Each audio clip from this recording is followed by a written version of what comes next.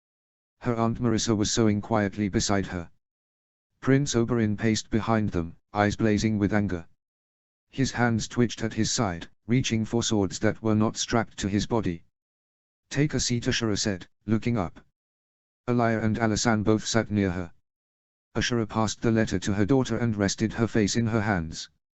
Alysanne read the letter slowly, trying to understand everything Lord Beric had said. There was a conflict in the Riverlands between houses Lannister and Tully, brought about by Lady Catelyn Stark holding Tyrion Lannister custody in the Vale. Sir Jaime Lannister, in retaliation, had attacked Lord Stark's men and Lord Stark himself. Lord Stark was unconscious and his leg was broken. Jon and Arthur were retained in King's Landing, though they had considered chasing after the Kingslayer. "I will go to King's Landing," Oberyn muttered when Alysanne looked up from the letter. "That will be seen as an act of war," Ashura replied sharply. "There is already war, my lady. The boys are my squires and subjects of my brother. They will fight a war for Lord Stark and I will lead them as I always have." Ashura bit her lip and looked down at her hands. She said no more. "I will ride with Prince Oberyn to retrieve my brothers and see that our father is well," Aelys said firmly. "We are children of House Stark. It is our duty to support our father. The Lannisters attacked us. It is our duty to respond in kind." Aelys, her mother began, concern showing in her tones. "I am the eldest child of Lord Eddard Stark," Alysanne nearly shouted as she stood. "It is my duty to defend the honor of my houses.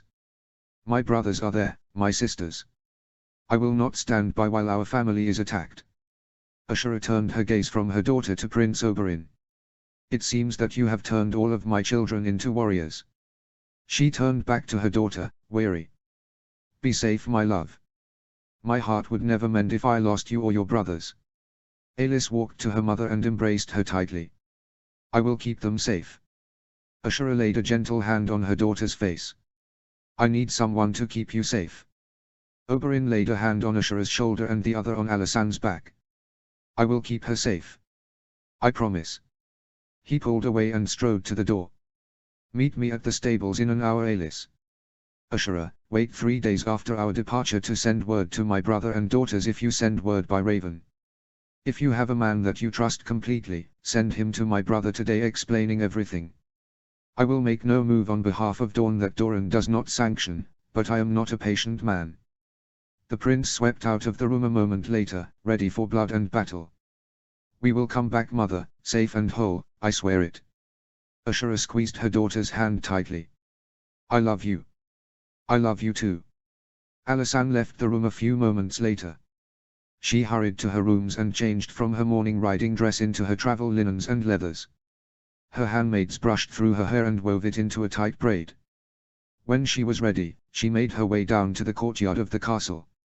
Already waiting were Prince Oberyn and 20 guards of houses Martell and Dane.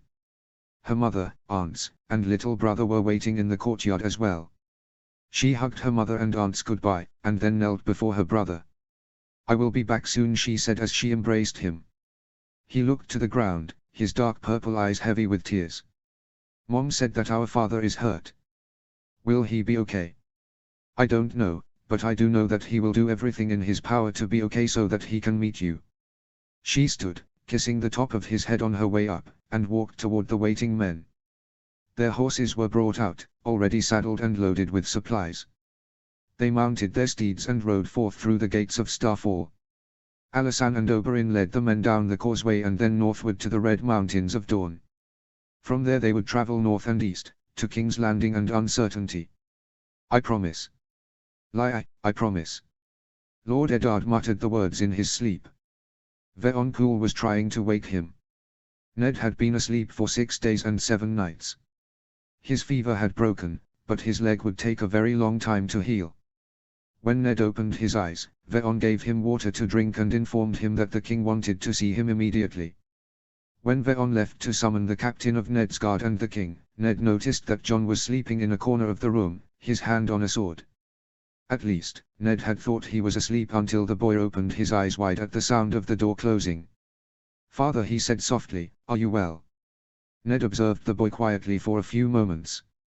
His mind was still reeling from his dream of Rhaegar's Tower of Joy. So many had died at that tower. The king's guard had died to defend their infant king, even from his own blood. Lyona's son. Did I fail you, Lyak? Is that why I have dreamt this dream again? Jon had her eyes. He had her hair. He had her spirit. He was raised well, Lyak. Ashura did not fail you even though I did. Father. His eyes were wide with concern. He walked to the bed and held Ned's hand tight. As well as can be expected, he replied quietly. How are Arthur and your sisters? Sansa is worried, she prays for your health. Arya is quiet until she is training with Syrio. She is angry, we are all angry. Arthur and I wanted to avenge the wrongs of the Kingslayer against our family. Lord Beric and your men forced us to remain here. For that I am thankful. You might have met your death if you had followed after the Kingslayer. And if you die. Lie, even in death I do not believe you would forgive me if your son were to die. Now, please leave me before the king arrives. I will speak with you after he leaves. The boy bowed his head respectfully. Yes, father. As Jon was leaving, Alyn entered the room. Alyn was now the captain of Eddard's Guard since Jory Castle had been murdered at Jaime Lannister's orders. He informed Ned that he had increased the guard on the household. Lord Beric and his men were now housed within the Tower of the Hand, adding their strength to Eddard's Guard. The bodies of the men who had died at the hands of the Lannister guards had been given to the Silent Sisters. Ned was still speaking with Alyn when Veon returned, informing him that the king and queen were outside the room. Ned's men left shortly before Robert Baratheon and Cersei Lannister entered. Cersei wanted his Ned's head for daring to take actions against a member of her family. Ned wanted Jaime Lannister's head for the attack against himself and his men. Robert Baratheon, the great king of Westeros, wanted an end to it. 3 Stark men and 5 Lannister men had died in the fighting. The king found that to be equitable. He struck the queen in anger and told Ned to take up the office of Hand again. Yet he refused to speak on any matter of importance. He insisted that he would go hunting the following day. The king and half of the court left for the hunt within 2 days. Thus it was left to Ned, restored to his position as Hand of the king, to hold court in King Robert's name. After a few days of sitting in court, listening to petitioners while his leg throbbed painfully as he sat upon the most uncomfortable chair in existence, men arrived from the Riverlands. They told of a band of men ravaging small towns in the Riverlands. The band was led by a man whose description could only match the Mountain. It stood to reason that Lord Tywin Lannister had sent out the men to fight against the Riverlands in response to Lady Catelyn taking Tyrion Lannister hostage. Ned felt his leg throbbing in pain as he listened to the pleas. The Lannisters wanted to bloody the Tullys because the Tullys had taken a Lannister hostage. Would the bloodshed never end? Ned was weary of wars. He had been weary of wars since his youth. He decided to send a party of men to seek out Gregor Clegane and bring him to justice. He trusted Lord Beric, and would have sent the Lord of Blackhaven if he did not fear Jon and Arthur riding out with him. Ned could not and would not allow the 2 boys to ride out to war. They were too young, too precious. Young Loras Tyrell was the first man to volunteer, though he was more of a boy than a man. Ned hesitated send the boy, but he did not doubt the boy's skill or desire to fight. In the end, Ned relented and agreed to send Loras Tyrell. Ned also sent Thoros of Myr, Sir Gladden Wilde, and Lord Lothar Mallory. All of the men were to gather 20 fighters to leave with Sir Mark Piper and Sir Cale Vance in order to deliver the king's justice. Ned sent 20 of his own men to join with them. He hoped that the decision was wise. He hoped that they would bring justice. He hoped that they could bring peace. He was not certain, but he had learned long ago that there were no certainties in life. He found himself wanting to send his children from the city. He wanted to send them away from the threat of violence and war. The girls would be safe at home in Winterfell. Jon and Arthur would be safe back in Dorne. Yet it tore at his heart to think of separating the children, again. Although their initial meeting had been uncomfortable, the girls and their half-brothers were getting along well. He often saw them speaking and laughing with one another. The boys seemed to be helping to heal the horrific rift which had formed between Sansa and Arya after Lady's death. He found a growing wish in his heart that all of the children could be together. He was certain that all of his boys would get along well. Certainly Jon and Arthur would be better influences upon Robb than Theon Greyjoy. He knew that his dream was impossible.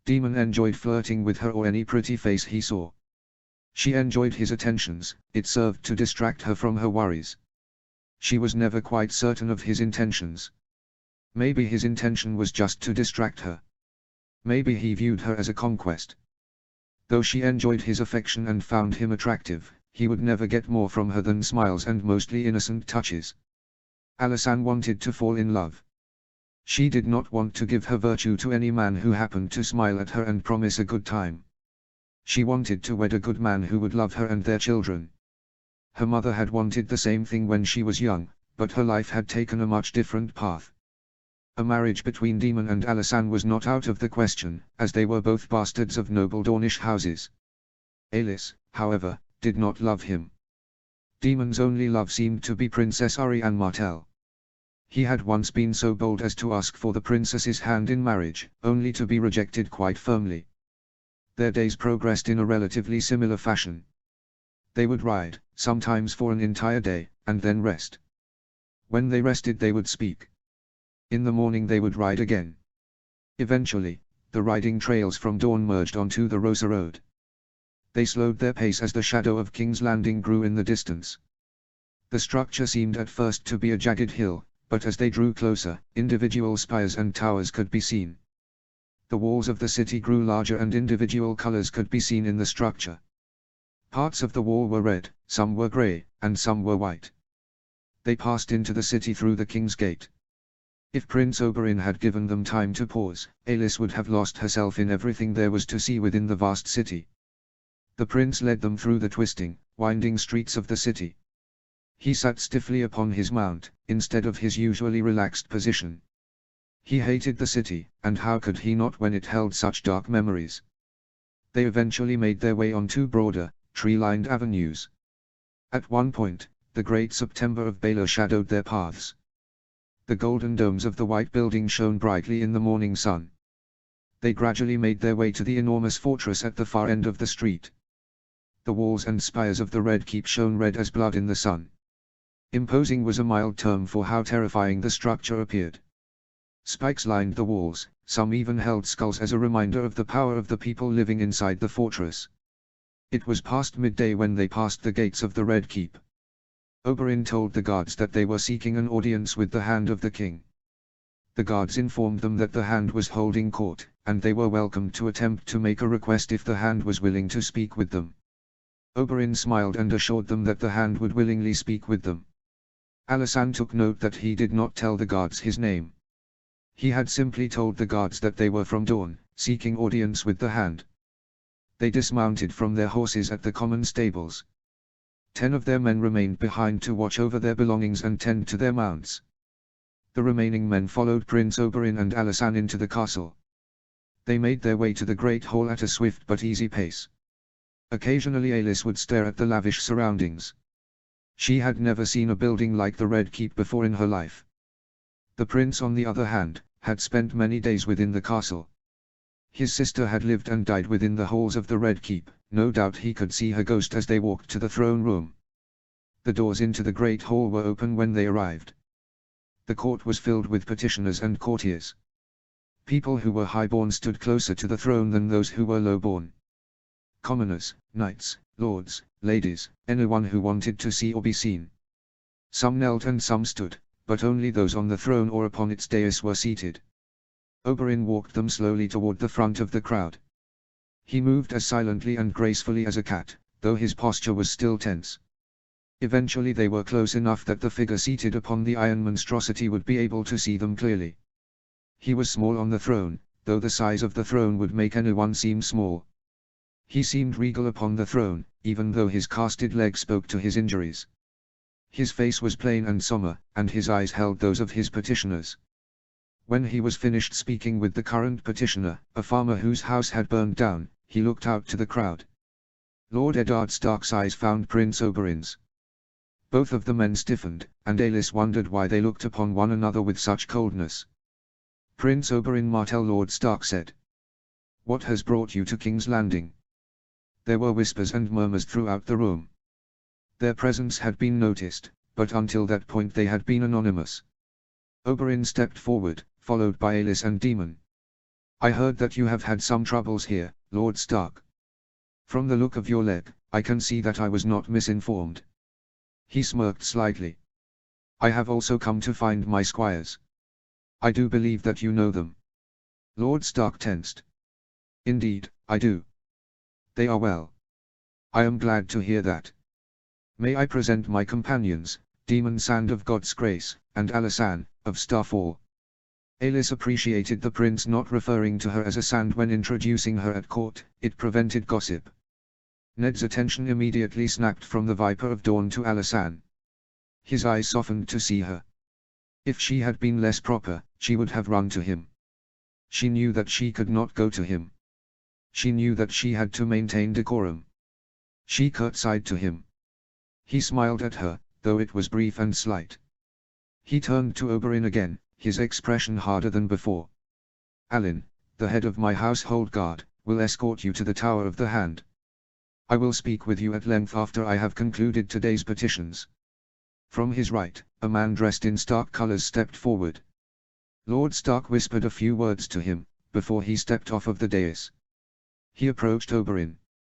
Prince Oberyn, I am Alyn, if you will come with me. The prince gave a crisp nod of his head, and they followed after the man. He led them from the room through one of the access doors at the side of the room. Rooms will be given to you within the tower. Lord Stark has also asked that your horses and belongings should be brought to the Hand's Tower. They agreed, and followed after Alyn. When they arrived at the tower, some of their men went with a few of the Stark men to retrieve their horses. Alyn informed them that Lord Stark suggested that Prince Oberyn be escorted to Lord Beric. Oberyn agreed, and walked with one of the Stark men to see Lord Dondarrion. Daemon followed after the prince. Lord Stark also suggested that you may want to see your brothers and sisters, Lady Alysanne.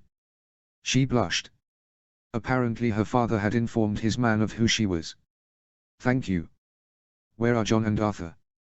I have an idea of where they might be, though I will ask. If you will follow me. She agreed, and followed behind him. They walked through the halls of the Tower of the Hand, and up a flight of stairs. Alyn asked several men along the way if they knew where Jon or Arthur were. When they received a firm answer, they walked up another flight of stairs. Alyn opened a large oak door, and she stepped into a large, mostly unfurnished room. After she entered, he closed the door behind her. Inside the room, Edric Dane and a young girl were standing at attention before a slight bald man. All three held wooden swords. Standing by the wall behind them were Jon and Arthur, watching in silence. The boys turned at the sound of the door opening and smiled when they saw her. Alis, Arthur exclaimed, surprised and delighted to see his older sister. The other three turned to look at her as well. Edric seemed just as surprised as Jon and Arthur. The bald man betrayed no emotion. The girl stared at her curiously, her eyes narrowing upon Alis. The girl so strongly resembled Jon, Arthur, and Lord Stark that she was unquestionably a Stark. Who are you? The girl questioned. I am Alysanne, Jon and Arthur's sister. I am sorry for interrupting your lessons, Lady Arya. Arya wrinkled her nose at the word lady. It's nice to meet you. You have a sword.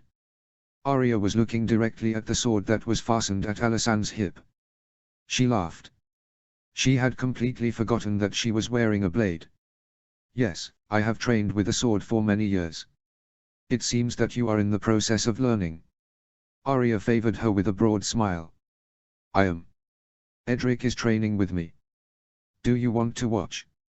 I will gladly watch, sister. The girl grinned again, before returning her attention to her trainer. Alis walked to her brothers and hugged each of them close. I did not expect you to come, Jon whispered to her. I did not come alone, she replied, also in hushed tones so that the two receiving lessons would not be disturbed. Prince Oberyn is here as well. He is with Lord Beric. The boys stared at her, wide-eyed. Why did he come? Arthur questioned. I am not privy to the mind of the prince, she replied. I came for the two of you and to see our father. We did not lead an army.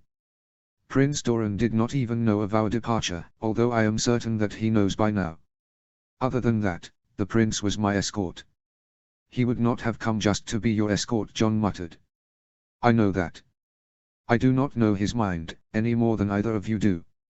I am also angry that neither of you told me that you were going to come here. The boys had the decency to look ashamed. It was an impulse, Jon soothed, apologetic. She rolled her eyes. If it was just an impulse, then you would not have had time to pack your armor. She glared at them for a few moments, and they could come up with no reply other than sheepish apologies. She turned away from them to face her sister and cousin as they trained. What are they like? She asked eventually. Our sisters and father, she clarified when her brothers did not respond at first. Arya is very determined to not be a lady, Arthur informed her. She is stubborn, fierce, playful. She would enjoy Dawn. Sansa is a typical high-born Midlands girl. She is pretty, polite, and has a head filled with empty things. That is hardly fair, Jon scolded. Sansa is kind, a dreamer. She loves music and art. She enjoys all the beautiful things in life. With those interests, she sounds positively Dornish. Alis grinned. Where is she? She has actual dancing lessons at this time, Jon replied. Instead of Bravo Seawater dancing lessons. She has no interest in swords. Few women do outside of Dawn. What is father like? Good, kind, quiet, and busy were the responses that Jon and Arthur gave. They told her about the tournament and about their father's injury. When Arya and Edric's lesson ended, they went to one of the drawing rooms to eat. It was there that Sansa joined them. She was accompanied by her friend Jeyne Poole. Sansa, this is our sister, Arya stated when the red-haired girl entered the room. Our sister. Alis gave a polite curtsy. I am your half-sister Alysanne. I arrived here a few short hours ago. It is a pleasure to meet you, Lady Sansa. The girl seemed stunned for a short while. It is a pleasure to meet you as well. How was your journey? It was a very long journey, though the horses rode well. King's Landing is quite different than Dawn. Sansa smiled. King's Landing is quite different from Winterfell as well. Would you be kind enough to tell me about Winterfell while we eat? The girl assented happily. Sansa, Arya, and Jeyne spoke of Winterfell, and the Stark boys who had remained in the north. Alysanne, Jon, Arthur, and Edric spoke of Starfall and Dawn. When they were finished eating, the three northern girls went to have lessons with their septa. Jon, Arthur, and Edric went to find Lord Beric. Alysanne was shown to a small suite of rooms which had been prepared for her so that she could refresh herself and finally change out of her travel clothes. Alis met up with Jon and Arthur later in the day to take a walk around the tower. Much later in the evening they all met again for the evening meal. Jeyne Poole did not eat with them, just Edric Dane and the children of Lord Stark. They were joined by Lord Beric, Prince Oberyn, and Lord Stark. The three lords had spent the previous 2 hours in a long discussion within Lord Stark's solar. They all seemed weary and somewhat annoyed. Even through his pained exhaustion, Ned smiled when he saw his children. It is good to see you again, Alis, he told her as Alan helped him to the table. You resemble your mother very much. Thank you, father, she replied happily. She walked to him and embraced him quickly before taking her place at the table. Propriety mattered less when there was only family and friends in the room. His hug was warm and strong, reassuring. They spoke little of serious matters. Alysanne spoke of the ride to King's Landing. Arya and Sansa spoke of their lessons. Jon, Arthur, and Edric also spoke of the lessons they had been given that day. When their meal was nearly ended, Lord Stark changed the tone of the conversation. I have spoken at length with Prince Oberyn, he said. We are in agreement that you should visit Dawn. What? Why? Sansa and Arya asked both questions. The Dornish children simply looked on in surprise. King's Landing is not a safe place for young children, Prince Oberyn replied in somber tones. 3 of my men were murdered here, Ned added. My leg was broken by the Jaime Lannister, and in response all that the king has done is go hunting. But I don't want to leave King's Landing, Sansa protested. I am betrothed to Prince Joffrey. I am to be his queen. Arya's face twisted in disgust. Their father inhaled deeply. Prince Oberyn tensed, a grim expression upon his face. It was his nephew who should have been king after Rhaegar's death. It was here, within the Red Keep, that Prince Oberyn's sister, nephew, and niece had been murdered. Many young girls dream of being the queen, Lady Sansa, Oberyn muttered darkly. My sister was to have been queen. My nephew was to have been a king. As the Viper of Dawn spoke, all of the diners tensed in their seats. Instead, my family's blood was spilled here by the queen's father. Her husband was killed by the king. In a war caused by... He stopped, looking at Ned with thinly veiled anger. Then he smiled, swiftly changing the tone of his voice. By a mad king. The silence which filled the room was deafening, the tension thick. Oberyn took a few gulps of wine and laughed to break the spell. Now I hear that King Robert, once so strong and robust, is little more than a drunk. Is that the sort of man whose son anyone would want to marry? Oh, but Joffrey is nothing like the king, Sansa insisted. He is beautiful and golden. Our children would have beautiful golden hair.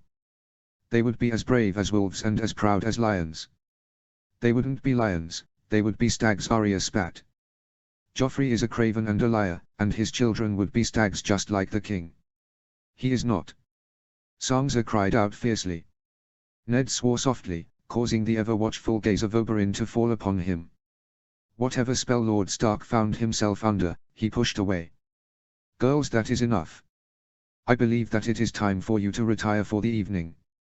He spoke as firmly as he had when seated upon the Iron Throne. I want all of you to rest for the evening, he told the children. He smiled gently at Aelys. I will spend more time with you tomorrow. It is good to see you again. Each of the children stood obediently and bade the lords to have a good night. The desert wolves lingered at the door a moment longer than their sisters, but they also obediently went to their rooms. Something was wrong. Each of the children could sense that there was something their father had not told them. There was something that Oberyn Martell either knew or suspected. Whatever the issue, the children would learn nothing that night. What direction should a wolf take when they are trapped between lions and snakes? Perhaps that was a morality tale old Nan should have taught Eddard Stark as a child. Old Nan's warnings had been related to behaving or ancient legends. She had never told Ned or his siblings what to do when your heart is pulled in multiple directions. She had never taught them how to play politics. Now Ned sat as Hand of the King, the second most powerful person in Westeros. He wanted nothing to do with power and politics. He was raised to be Brandon's bannerman. He was made for a simpler life. He was made for running a keep for his lord and for loving a wife and children. Yet life had changed when Rhaegar had disappeared with Lyanna. It should have been a relatively simple matter to be Hand of the King. Then Bran broke his back. Lysa's letter arrived for Catelyn, implicating the Lannisters in Jon Arryn's death. The direwolves of his daughters were killed and lost, and when he finally arrived in King's Landing he learned that someone had tried to murder his son. On top of his own family issues, the small council was made of a collection of scheming rats. The king did not care about being a ruler, and the crown was deeply in debt. He had hoped that his problems would not get worse, but apparently the gods believed that he did not have enough worries. His broken leg and the threat of war between the Riverlands and Westerlands due to his wife capturing Tyrion Lannister attested to the arrival of new dangers. Then, to top everything off, Prince Oberyn Martell was seated beside him in the Tower of the Hand when he realized what the seed is strong meant. Ned was able to put off explaining his disturbing thoughts until the next morning. Oh, the Viper of Dawn had wanted to know what bothered Ned so much that he sent all of the children from the room with scarcely a second thought. Ned told the man that he needed to rest and had much upon his mind. He promised that they would speak in the morning. He had spent the night poring through the vast tome which Jon Arryn had been reading before he died. Every Baratheon was born black of hair, even in marriages between one who was light of hair and one who was dark of hair. If that were true, then why were all three of King Robert's true-born children blonde-haired and green-eyed while his bastards were all black-haired and blue-eyed? The horrible pattern was laid out before his eyes through the words of his children and in the presence of his bastards. He's not a stag, Sansa had boldly stated. Bastards in the Tower of the Hand and hidden bastards who would someday sit upon the Iron Throne. So suddenly clear it had become to him, the Queen's children were not the King's. Just as at least one of Ned's bastards was not his own. Promise me, Ned, Lyanna's ghost whispered in his ear. In his fitful sleep, he dreamt of the day he had ridden into King's Landing during the rebellion. He saw them lying there, dead, the children of Prince Rhaegar. They had been mutilated, destroyed. Robert Baratheon had looked upon them and approved. Dragon spawn, he had called the children, the half-brother and half-sister of the boy named Jon Sand. Rhaenys and Aegon, the niece and nephew of the Red Viper, whose presence in King's Landing was just as dangerous as the truth of Cersei Lannister's children. Ned would need to tell the king what he knew, but he could not allow the children to be present. He may not have liked the boy named Joffrey Baratheon, but the 3 children did not deserve to be murdered because they were bastards. He could not trust anyone. He was uncertain that he could even trust Prince Oberyn, with whom was shared the secret of Jon's birth. Perhaps especially not Oberyn. Between his unsettling dreams and the pain of his leg, he had not slept well that night. The sky was only just beginning to lighten when Ned gave up his attempts at sleep. He called to Thrin, his page, who stood outside his door. He requested that when Alysanne awoke that she should break her fast with him in his private study. Ned spent the hours between the time he awoke and his daughter's arrival performing a variety of tasks. With help from one of his stewards, he was cleaned and dressed. Though his leg was painful, he refused any milk of the poppy, he would need a clear head that day. When he was ready, Alysanne assisted him with walking to his study. Prince Oberyn was already inside, much to Ned's displeasure. "You are awake early," Ned said, his voice was hardly welcoming. The man's lips twisted into a grim smile. He lowered his feet from where they rested upon Ned's desk, and he sheathed the dagger which he had been stroking casually. "I find it difficult to sleep in this place. I hear their blood cry out to me and wonder when." He let his words drop off, but Ned knew what the prince meant. When would Elia and her children be avenged? If Oberyn knew the truth of Cersei's children, he would kill Cersei and Robert, of that Ned had little doubt. Would he kill the children who had usurped his niece and nephew? Would he do to them what had been done to his own blood? "You may go, Alysanne," Ned told the head of his guard. The man left with a respectful bow, closing the door as he left. Ned seated himself in one of the large, cushioned chairs in the room. "Why did you seek out my Solar?" His lips curled into a viper's smile. "I am still curious as to what made you so disturbed last night when we dined. What better time to discuss such matters than first thing in the morning?" Ned released a weary sigh. This was definitely not the discussion that he wanted to have first thing in the morning. "I am expecting to break my fast with Alysanne. She can wait." "Wait. Other than a few short hours last night, I have not seen my daughter in 9 years. For that there is only one person to blame." Ned clenched his hands around the arms of his chair and gritted his teeth. He refused to be baited by the man. "I am the Lord of Winterfell. I cannot leave my responsibilities whenever my heart so desires." Oberyn laughed. "But you could leave your marriage vows as your heart desired." There were few good retorts to the biting accusations of the prince. "I have dealt with my discretions as I have best been able. I am grateful that you have been an influence upon my children." His smile widened. "Oh, it has been a pleasure, especially the youngest. Lucas, the other child who called Ned father and might not be his son." Shortly after Lucas Sand had been born, Ashura had sent a letter to Ned saying that her newest child may or may not be his. She was uncertain. The boy looked much like Alysanne, and all of Prince Oberyn's children had his eyes. Lucas had Ashura's eyes. Aelys had Ashura's eyes. The boy was most likely Ned's and he had claimed the boy, but there was still a chance that Lucas was the son of Prince Oberyn Martell, a fact of which both men were well aware. Ned raised a brow in silence but refused to answer Oberyn. "If you wish for me to leave, answer my question. What is it that bothers you? It was not your leg which made you send the children to bed yesterday evening. It was not your leg which kept you awake this past night. It was something about the young prince which caused you to be troubled." Ned breathed deep, attempting to quell the thoughts which troubled him. "I have a suspicion about a matter, though I do not know anything for a certainty." Oberyn shifted in his seat. He leaned forward, hands upon his knees, gazing intently at the Lord of Winterfell. "A suspicion?" Ned ran a weary hand across his face. Should he tell the man what he suspected? Was it wise? Would you ever hold a child responsible for the crimes of their parents? The man sat back, genuine shock displayed upon his face. "A strange question, but no, I would not." Ned gave a slow nod of his head, pondering his next step.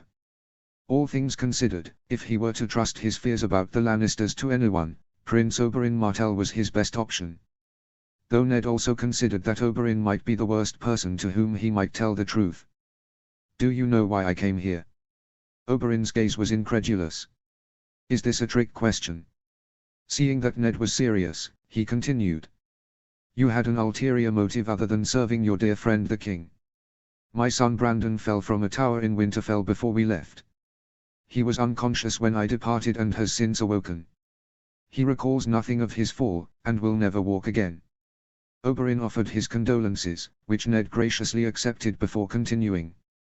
"Before my son awoke, a man with a Valyrian steel dagger attempted to murder him. The man also attacked my wife. My son's direwolf saved their lives." He paused, allowing the information to settle. "It is our belief that the Lannisters are behind the attack on Bran and the death of Jon Arryn. Oberyn regarded him with a curiously neutral expression. "And now you have a suspicion as to why?" "Yes." Oberyn stood suddenly and walked to the window. "Do you know that there are said to be hidden passages throughout the Red Keep? My sister Elia once told me that she could hear whispers in the walls of her rooms here. I will leave you to your morning meal. I would be interested in continuing this conversation later." The prince held Ned's gaze for a moment, his eyes full of meaning. They would talk later, somewhere that would be more private. Somewhere that they could speak of dangers without being overheard. With a polite word of parting, Oberyn swept from the room. Ned waited in the room for his daughter and the morning meal to arrive. The food arrived first, platters piled with meats, breads, and fruit. He poured himself some of the beer which had been brought for the meal and chewed on some of the bread. Some minutes later, Alis arrived in the room. "Good morning, father," she greeted merrily. He smiled at her. Thankfully there was no need to force a smile when he saw one of his children, their presence was always a joy. "Good morning, did you have a pleasant day here yesterday?" she replied as she gathered food from the platters onto a smaller plate. "Yes, my sisters are wonderful and the capital is unlike anything I have ever seen before." She seated herself across from him, a nervous smile upon her lips. She looked so much like her mother, just as Sansa resembled her own mother. Her face also bore a resemblance to Lyanna, longer and northern. "I am glad to hear that. I am sorry that I have not seen you for these many years. Your name day just passed, it is difficult for me to believe that you are already 6 and 10. And he had missed all of those years. Mother has said much the same every year. Every time I go to Sunspear she tells me how much of a young woman I seem upon my return. You look very much like her." She laughed. "So everyone tells me. Oberyn's daughters say that I am like to break as many hearts." He smiled. "Your mother did have that reputation. She broke men's hearts with a smile and a dance." Her smile faded and she pursed her lips. "Is it my fault that mother never married?" He was shocked at the notion. "Of course not. You should never blame yourself for the choices which I made regarding your mother. She and I were young and made decisions which have been unfair to her reputation. Mother doesn't seem to care what anyone thinks about her. I think that my aunts and the staff gave up on the nobility of House Dane's reputation when it comes to my mother long ago. The princes do not seem to mind."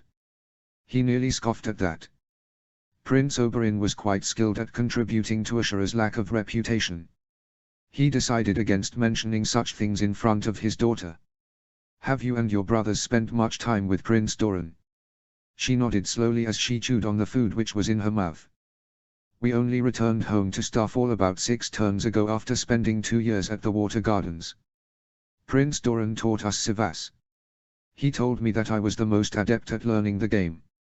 Jon is good at the game, but prefers swordplay over strategy. Arthur would rather be on a horse or practicing his martial training than sitting in a room learning strategy." Ned laughed. The more he learned of Arthur, the more his son reminded him of Brandon. Always wild, willful, and eager for a fight. "Your brothers have told me that you are quite skilled with a sword and as a rider." "I am the best rider in Dorne," she proclaimed quickly before amending, "or at least, I am the best that I have seen. Oberyn often tells us and his daughters that we must never be overconfident of our skills, for there may always be someone better. That is wise advice. Do you heed his words?" "With weapons, yes,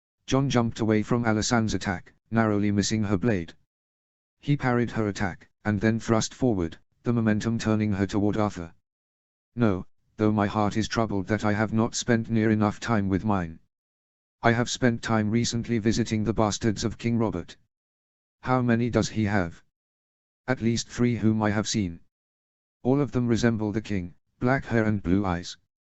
Aelys and Jon teamed up for a brief moment and brought Arthur to the ground, blades at his neck. He raised his hands in defeat and barely removed himself from the game when Aelys and Jon resumed their attack upon one another. And the king's children with the queen. All look remarkably like the queen, and not at all like the king. Near the desert trio, Arya was barely holding her ground against the Lord of Starfall. He was older than her and better trained, but she was determined. She ran if his blade seemed to be too close to her. I have seen other children who look not at all like their father. Ned's eyes fell upon Jon. The boy scarcely resembled Rhaegar Targaryen. His hair, face, and eyes were all stark.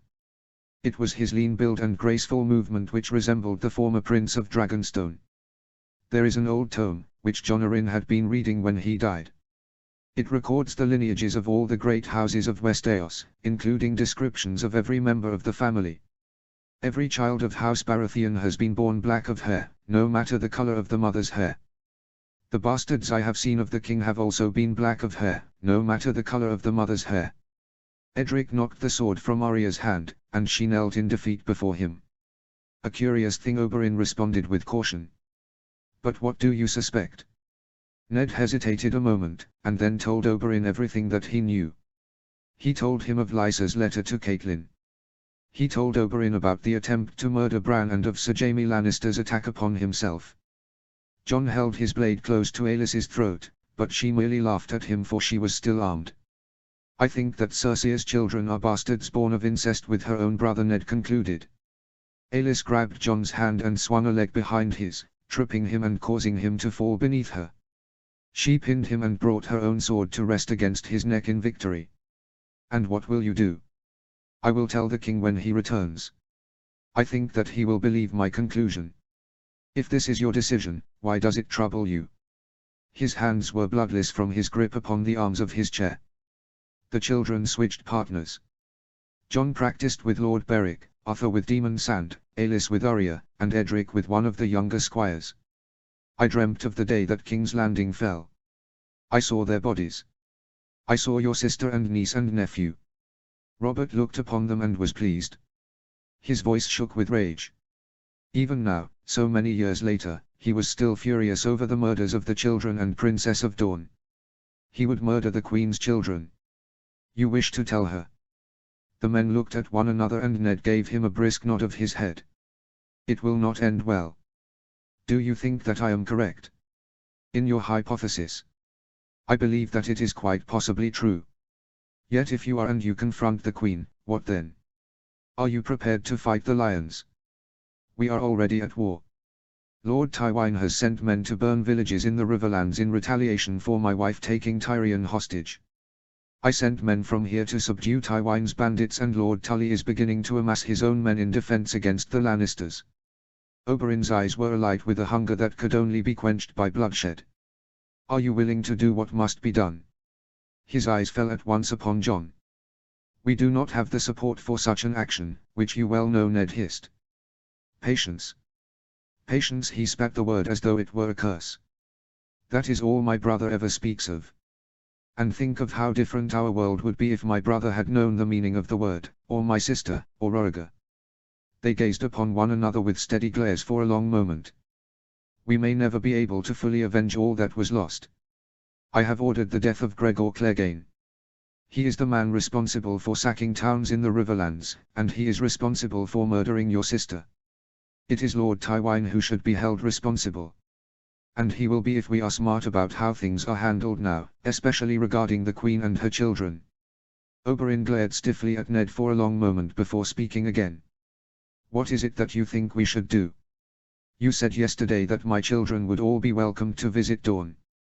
I would send all of them from this place today. I will make plans to speak with Queen Cersei, and when I do I want you to send all of them south. If anyone has questions, I will say that the girls are going to be visiting their half-siblings in Dawn and that it was not appropriate for my bastards to be occupying the Tower of the Hand. I will send them with Lord Beric and his men. Will any of your men accompany them? Only Ciri O'Forrell, if he will go. Jane Poole, my steward's daughter, should leave as well. I will entrust their safety to you and your men. I will remain here. Here. You will need myself and my men should any negative outcome befall you. Lord Beric and his men will be all the escort the children will need on their journey. Ned agreed with some reluctance. After the midday meal. I must speak with Maester Pycelle and Littlefinger shortly. Ned called for Alyn and Thrin, and the men approached from the far end of the terrace, where they had been keeping watch. Ned took his leave of the prince and gazed sadly upon his children for a moment before he went back to the Tower of the Hand with his 2 men. Inside the tower, Maester Pycelle was already awaiting Ned. He inspected Ned's injured leg, commenting upon the healing process. He also mentioned that Lord Tywin Lannister had written his displeasure that Lord Eddard Stark had sent men after Gregor Clegane. Ned told the aged man that he cared not about Lord Tywin's wrath, the men were carrying out the king's justice.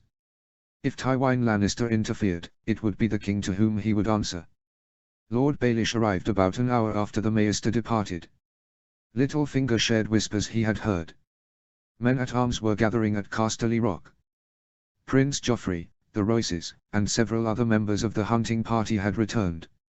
Littlefinger remarked upon the presence of Prince Oberyn and Ned's bastards, but Ned waved away the issue. He did not trust the man enough to speak to him upon such matters. It was not long after Baelish left that the midday meal was prepared in the small hall of the Tower of the Hand. Ned was seated between Prince Oberyn and Lord Beric, Ned's children were all seated across from him. It killed him inside that he would send them away, but it was necessary. His children would not be safe in the capital, not after today. He would see them again when everything calmed. Ned ate sparingly, for he could not calm his fears enough to enjoy the meal. If everything went poorly, he would never see his children again. If everything went well, did he even know what the best option would be? The Martells sought revenge. They would use Jon as a tool to seek their revenge. If Robert remained without a lawful heir, his heir was his brother Stannis, a man for whom most people had little love. What would be the best option? Promise me, Ned Lionel whispered in his mind. Jon was the lawful king. But what made a man a lawful king? Blood. Power. Loyalty. Father, a voice broke through his troubled thoughts. Sansa was gazing at him, concerned. Do you like Lord Beric's idea for us to go riding this afternoon? Prince Oberyn must have already informed Lord Beric of the plans. Ned forced a brief smile to his lips. Of course, sweeterling, it will be good for you to get some air outside the city walls. Thank you, father, she replied with a smile. She was such a gentle, trusting child. He felt a pang of guilt that he was sending her away. He still had not forgiven himself for the death of her wolf. Would Sansa ever forgive him for killing her wolf, or lying to her now? They all departed one by one, except for Ned and the men beside him. Is everything prepared? Yes, Lord Stark, Beric replied. We have the horses readied and all of our supplies. Ned retrieved a letter from the pouch which hung at his side. I have written this for the children. Allow them to read it when they are far from the city. Ride slowly at first, it would not help our cause if any suspicions are aroused. Of course. Ned sighed heavily. I cannot thank you enough for all that you are both doing and have done for my family. It has always been a pleasure, Lord Stark, Lord Beric replied, with all sincerity. It is proving to be quite interesting, Oberyn replied. The men departed, leaving Ned alone for a few moments before Alyn reappeared to assist Ned. Ned asked for his assistance in traveling to the Godswood, and the man complied willingly. By the time they arrived, Ned was wishing that his leg could be removed for all the pain it was causing him. When he was seated by the heart tree, a faceless oak that could scarcely be considered a heart tree, Ned gave Alyn a letter to be delivered right away. The man raised a brow in surprise at the name on the paper, but he left immediately to do his duty. It was some time later when she arrived. The Queen of the Seven Kingdoms, lovely and fair, save for the healing bruise upon her cheek.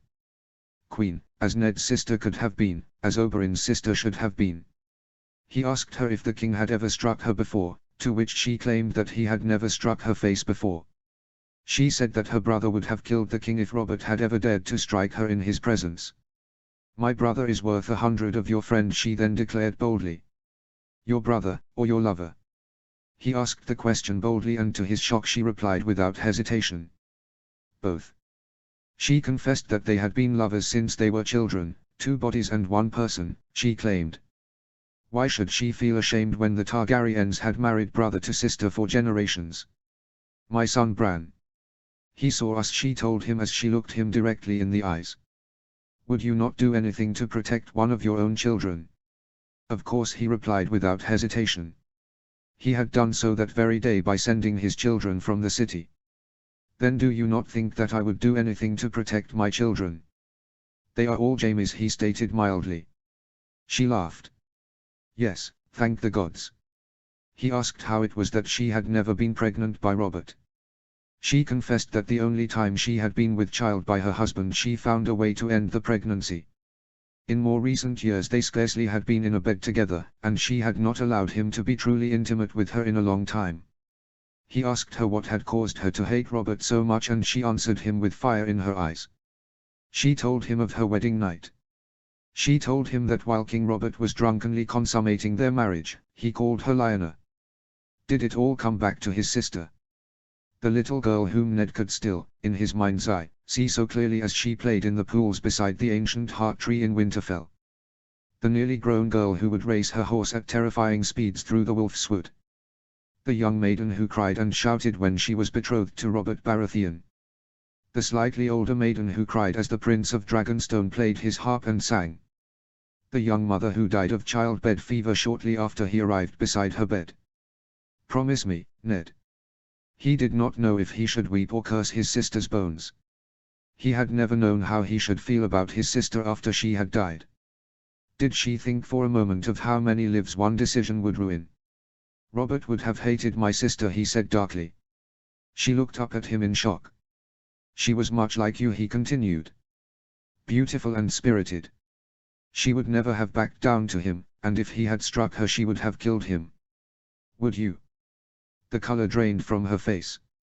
"I would never dare to kill a king, Lord Stark." He bowed his head. "You know that I must tell him the truth when he returns." "Must." She softened her voice and laid a gentle hand upon his leg. Her hair shone with golden red light in the waning sunlight. She trailed her hand along his thigh as she spoke. She told him that a man does as he wills and not as he must. She told him that the realm would need a strong hand to rule the realm while Joffrey grew. She removed her hand from his leg and touched his cheek, his hair. "If friends can turn to enemies, enemies can become friends. Your wife is 1,000 leagues away and my brother has fled. Be kind to me, Ned. I swear to you that you shall not regret it." "Did you make the same offer to Jon Arryn?" She scoffed at him, and slapped him. "I shall wear it as a badge of honor," Ned said, repeating the very words which she had spoken when King Robert had hit her. "Honor," she spat the word at him. "You of all people dare speak to me of honor? How many bastards do you have, Lord Stark?" "2 have been gallivanting around the Red Keep for weeks. A 3rd is said to have arrived just yesterday. Tell me, does your wife love you better for your bastards? All with a Shirra Dane who was once the most sought-after woman in Princess Elia's retinue. You dare to speak to me of honor and right and wrong when you have gone to another woman's bed and declared her children as your own while your wife could do nothing. You insult me by insinuating that I would have made such an offer to Lord Arryn. The old man never knew anything about myself or my children. If he did, he never breathed a word of it where I or any of my people could hear. A man like you has walked in the flames of love and lust. You would do anything to preserve your children, well, so would I. If anything should happen to me or my children, my father would bring all of his armies to his side. What do you think would happen to your children if they were to remain here under such circumstances? But they would not be here, he knew that well enough. His children were far away from the Red Keep and King's Landing. Half of his children were safely in the north and the rest were on their way to Dorne at that very moment. "I do not wish for war," he replied simply. "Neither do I." Her voice turned soft as silk again. Her hands returned to his face and thigh. The woman was maddeningly persistent. We could have peace, today, Ned. Robert never needs to know. I am certain that with the life you have lived you have a dark secret or two. We could share this one. He wanted to laugh at the sheer absurdity of the situation. Ned held Roragazir in his custody and spoke to the Queen as if her treasons were worse than his own. I will not deny that I have had many secrets, but if he knows he will murder your children. If I was able to discover the truth, then I can assure you that it is only a matter of time before someone else discovers it as well. I was here when they presented Robert with the bodies of the Targaryen children. If Robert learns the truth, he would look upon them the same way he looked upon Roraga's children. I would not wish that upon anyone. Her hands stilled and he could see her curiosity as she regarded him. You truly would wish for any child to be safe. Perhaps that is where your honor may be found. She brushed a thumb gently across his lower lip and then ran that hand through his beard. I know that your honor to your marriage vows is less than solid, and so does everyone in Westeros. It was Jaime who pushed your son from the window. I was shocked by his actions. A boy so young could easily have been silenced by a few threats or even by telling him a half-truth.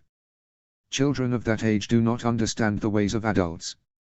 He caught her hands, willing her to cease teasing him. And of the man who was sent to slit my son's throat. What? She nearly jumped in shock at his words. Her reaction was far too genuine to have been faked. She did not know that someone had been hired to murder Bran.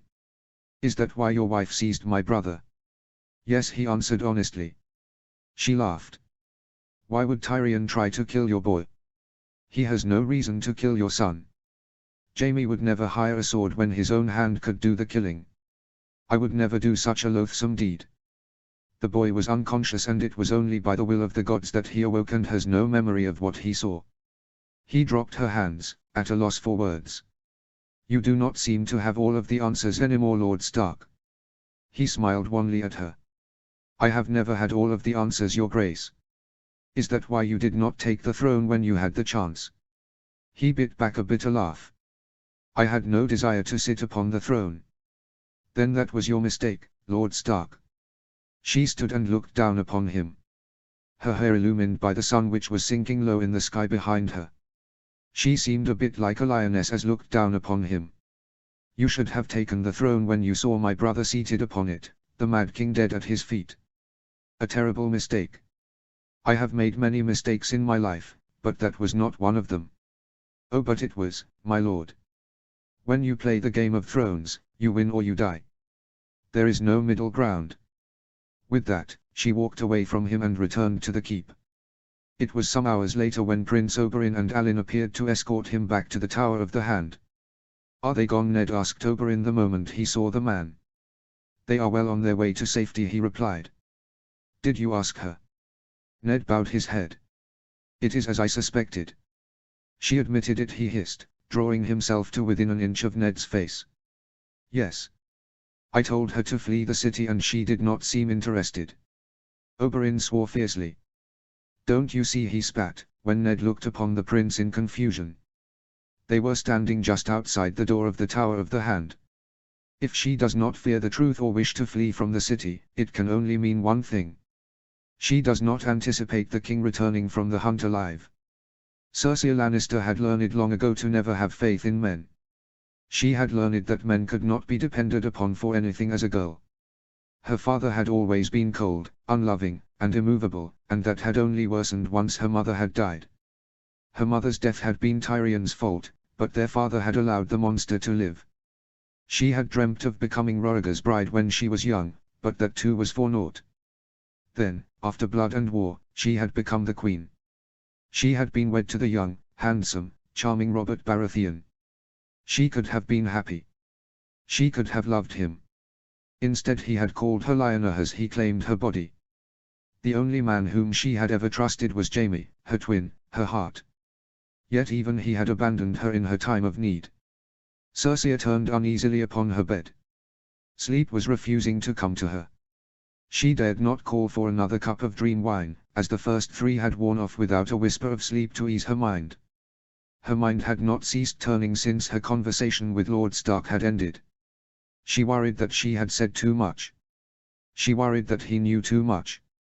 A part of her wished to run, as Lord Stark had suggested, to run to a place where she and her children could be safe, where she and Jaime could be together.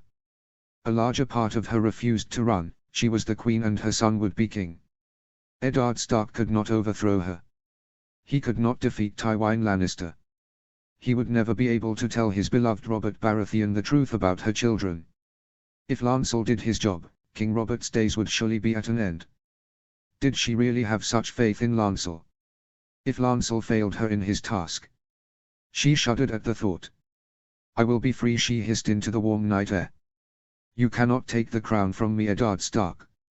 You will not take it from my son." She was too tired to leave her bed. Her mind was too full of stresses for her to sleep. She turned from her back to her side, curling toward herself. She wished for Jaime. She wished that he had never thrown the Stark boy from the tower in Winterfell. She wished that he had not attacked Lord Stark. The king's hunts had always been their time to spend with one another. Instead, she was alone to face the wolves because her brother had made heedless decisions. She awoke late in the morning when her handmaids were cleaning her bedchamber. She had no idea when she had fallen asleep. One moment she had been awake and the next it was morning. Food and drink were already laid out for her. Her handmaids gave her a quick sponge bath, dressed her, and brushed out her hair before she sat at the table to eat. She scarcely ate anything. Her anxieties made the food seem bland and stale. How long could it possibly take for Robert to die? Perhaps she was foolish for trusting her cousin to accomplish the task which she had set before him. If Robert returned alive, and Ned was able to tell him the truth about her children.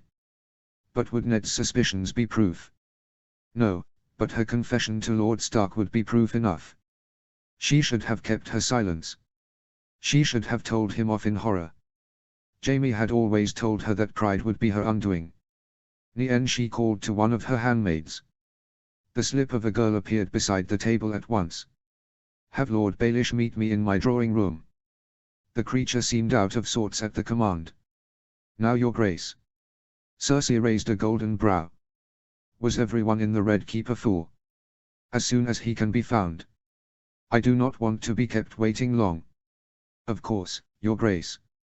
The girl bowed low and hurried from the room. Her robes fluttered behind her as though she were a little bird. It was nearly 4 hours later when Lord Baelish arrived. Cersei was strongly considering replacing Nien with a girl who could follow orders more swiftly. Truly, Cersei had no complaints about how long it had been since she had sent the girl to find him. In the time which had passed, she had finished eating her meal, and had finished dressing for the day. She was seated upon a chaise, one of her sitting rooms. The room was filled with sunlight which entered the room through large open windows. The breeze was warm and strong, cooling the room on such a warm summer day. She was reading when Lord Baelish finally arrived. He smiled politely to her and bowed respectfully upon entering. "Your Grace, I apologize for the delay in my arrival. I was visiting the city this morning." She set her book aside and gestured for him to be seated. One of her handmaidens poured wine for Cersei and Lord Baelish. "At your brothels I do not doubt," she muttered. "A man must earn his wage in whatever ways he can, your grace." He favored her with a smile. She despised his smiles. His smiles always seemed to condescend. His eyes never seemed to reflect the emotions he was attempting to portray. He sipped his wine slowly before he continued. "How may I be of service? Tell me, Lord Baelish, has there been any word of my husband the king?" She did not bother with any sort of preamble or pretext. She had not slept long enough for word games. He raised a brow, likely in surprise, though his face remained otherwise neutral. "There has been no word of the king since Prince Joffrey and the other members of the hunting party arrived. Have you missed your husband so terribly?" His lips spoke the words in jest, but she could feel the barb in them.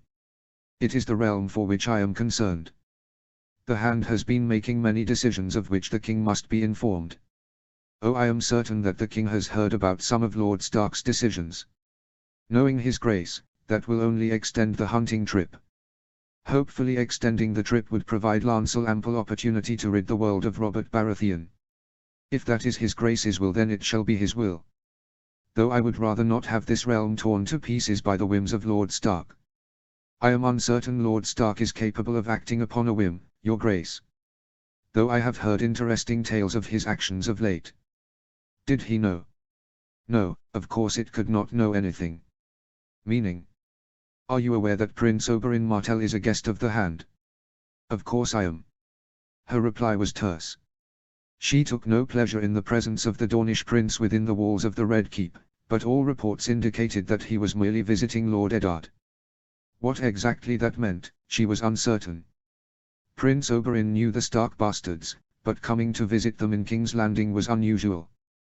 Cersei doubted that the men liked one another, not after the actions of Rhaegar Targaryen regarding Princess Elia and Lady Lyanna. And yet, could Winterfell and Dorne be plotting together against the crown? Could they be working against her? I was told that Prince Oberyn is visiting Lord Stark and will be returning the bastards of the Hand to Dorne. Will he? Lord Baelish's smirk returned. She wished that she could remove that smile from him, permanently. Do you have something to tell me about them? She kept her words sweet and calm. It would not be to her benefit to return to seem disturbed by whatever Lord Littlefinger told her. It seems that all of Lord Stark's children were spirited away yesterday with Lord Beric Dondarrion and a small company of riders. Or. She could not keep the edge from her voice. For a moment it seemed as though there was no air in the room. He bowed solemnly, swirling the wine in his goblet. Lord Eddard remains, as do his men. Prince Oberyn and his men are still here as well. The ladies Sansa and Arya, as well as the bastards of Lord Stark are all gone. They were last seen heading south. Her limbs felt suddenly heavy. He must have sent away the children before meeting with her. He had said that he wanted the children to be safe. He had said that he wanted her children to be safe as well. Fleeing the capital seemed even more tempting in that moment. Cersei had heard many stories about the deaths of Elia Martell and her children. She could not imagine her own children in such a state. The very idea stole the air from her lungs and seized her heart. Yet she knew that her father would not see his daughter or grandchildren die without a fight. Dorne was weak and the north was leagues away. Casterly Rock could muster its armies faster and in greater force than either of those kingdoms. The throne was hers. The throne was her son's. Thank you for bringing that to my attention, Lord Baelish. She hoped that her voice seemed convincingly calm. Tell me, if Lord Stark and Prince Oberyn Martell were to attempt to wrest control of the city away from the king and myself, are we able to be protected? He seemed intrigued at the notion. I do not believe that Lord Stark would betray his friend, the king. However, my queen, you should rest assured that you are safe. There are thousands of gold cloaks who can and will protect you, your grace, from any threat you may face. Something in Lord Littlefinger's voice betrayed a lack of confidence in the friendship between Ned Stark and Robert Baratheon. Did Littlefinger know the truth about her children? She cursed Jaime for leaving her alone. My father once served as hand to King Aerys. They had been friends in their youth as Lord Eddard and King Robert were. Wouldn't you agree that friendships can end? His lips quirked into a twisted smile. Of that I am well aware. Then understand me well, Lord Baelish. I am the Queen, it is my duty to ensure the safety of the kingdom for the sake of my children. You are our master of coin, as such you are responsible for financing the gold cloaks. As you say, your grace. And you are paid by myself and my family, are you not? He bowed in agreement. I am, your grace. She smiled at him, a lion's smile. I do hope that you will remember my father's wealth and tendency to crush any who would seek to harm his family should any need arise which would lend itself toward using the gold cloaks for the protection of myself and my children. He finished his drink and smiled. Your grace can rest assured that I remember such things perpetually. Then we are done here, Lord Baelish. He stood and bowed deeply to her. Your grace. She watched him leave and sipped her wine. She felt oddly at peace. Lancel would assist Robert Baratheon to his grave. The gold cloaks would protect herself and her children should Lord Stark or the Dornish prince attempt to move against her. Joffrey, her precious boy, would be king. She stood and walked to the window. The breeze tugged at her hair and she smiled. Perhaps she finally had found a man or two upon whom she could rely. With her eyes closed, she began to hum to herself. And who are you, the proud lord said, that I must bow so low? In the dark of the night, ill news arrived. The king's steward brought word that the king wished to see Eddard Stark. Ned was assisted by his men, Tamard and Kine, from the Tower of the Hand to Maegor's Holdfast. At the Holdfast and inside, they passed Sir Boros Blount, Preston Greenfield, and Sir Barristan Selmy of the King's Guard. Eventually they reached, and were admitted into, the king's chambers. Inside Ned found his friend, Robert Baratheon, upon his deathbed. Grand Maester Pycelle was attending the king. The queen was seated near her husband, her face displaying concern. She seemed to be rather awake for such a late hour. Lord Renly was inside the room as well, pacing with a nervous energy. Countless servants were hurrying about the room, assisting the maester. Ned looked upon his friend and his heart broke. The king was wounded from hip to breast, ripped open by the tusks of a boar. They spoke briefly before Robert dismissed everyone except for Ned. Robert had a change of heart regarding Daenerys Targaryen. He had ordered for an assassin to be sent to kill the girl. Robert claimed that the gods had sent the boar as a punishment for the order, and told Ned that the girl should be spared if at all possible. Then he had Ned write out the writ of succession. The king named Ned as protector of the realm and regent for Joffrey, until the boy was to come of age. Ned could not bear to tell his friend the truth about his presumed children. He could not hurt his friend as he lay dying.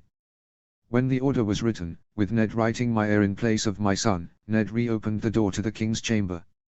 The servants returned, as did Renly and the maester who witnessed the seal upon the letter. King Robert's last request was for Ned to take care of his children. Ned promised him, pained by lying, until he thought upon the king's bastards whom he could protect. Pycelle gave Robert milk of the poppy to drink and the king drifted off to sleep. Ned and Renly left the room where they briefly spoke with Sir Barristan and Varys. They spoke of the hunt where Robert had been wounded. Renly was awed by his brother killing the boar though he was mortally wounded. Sir Barristan seemed distraught that he had been unable to protect the king. Ned assured the man that it was not his fault that Robert had chosen to hunt a boar while too drunk to stand straight. When Varys asked who had given the wine to the king, he learned that the wine had come from Lancel Lannister, the queen's cousin. They had given Ned much to ponder, but for the moment he wanted nothing more to be alone. He made his way back to the entrance of Maegor's Holdfast. Varys slipped away some time before they arrived at the bridge, and Sir Barristan had remained at the door to the king's chamber. Ned's men were assisting him across the bridge when Renly emerged from the keep as well. He approached and asked that they might speak alone. Ned agreed and sent his men away. Tamard and Kine bowed their heads and walked to the end of the bridge, far enough away that they could not overhear whatever Lord Renly wished to say. Lord Renly's gaze flitted from Sir Boros to Sir Preston, who stood at either end of the bridge, before he moved closer to whisper to Ned. "That letter is about the regency, isn't it? My brother has named you Lord Protector." He did not pause for an affirmative answer. "My lord, I have 30 men in my personal guard, and other friends beside, knights and lords. Give me an hour, and I can put 100 swords in your hand." Swords? What would he need of swords? Ned's closest friend was at death's door, he wanted to mourn, not fight. "And what should I do with 100 swords, my lord?" "Strike, now while the castle sleeps." His voice was hushed, yet fevered. He still glanced warily at the two Kingsguard. He suggested that Eddard should take Joffrey, Tommen, and Myrcella into custody as prisoners in order to control Cersei and the council. Ned thought of Robert, his friend, near death though he was fighting hard to remain alive. He thought about the Targaryen children who had been pulled from their beds and murdered the last time the matter of succession was overthrown. "Robert is upon his deathbed and you want me to drag children from their beds. Every moment that you delay gives Cersei another moment to prepare. She is no friend to you or I. If we wait until Robert dies." He shifted anxiously again and his eyes froze upon an approaching figure who was walking across the courtyard of the Red Keep. Prince Oberyn Martell, just the man whom Ned did not want to see at that moment. "Oberyn," Ned spoke up in greeting. "Why are you here?" The man approached the bridge, causing Ned's men and the Kingsguard to notice his presence. "You do recall that I cannot sleep in this place. I was taking a walk when I heard an unpleasant rumor and wanted to see what I could learn. By your presence, I would venture to guess that the rumor is true." Ned glanced between the two men and could almost see the plans they were weaving in their own minds. Ned's leg was throbbing in pain and his heart was weary. He wanted nothing to do with plots, schemes, and the follies of kings. "Lord Renly," Ned said as Oberyn drew near. "May I introduce you to Prince Oberyn Martell?" "Prince Oberyn." Renly's greeting was stiff but polite. He seemed to be measuring something in his mind. "Lord Renly," Oberyn replied. "It is a pleasure to make your acquaintance, though the circumstances must be upsetting for yourself." The Lord of Storm's End bowed his head in acknowledgement of Oberyn's greeting. He then turned to face Ned. Would he do it? Ned knew the answer. It was all that Dorne had been seeking for years.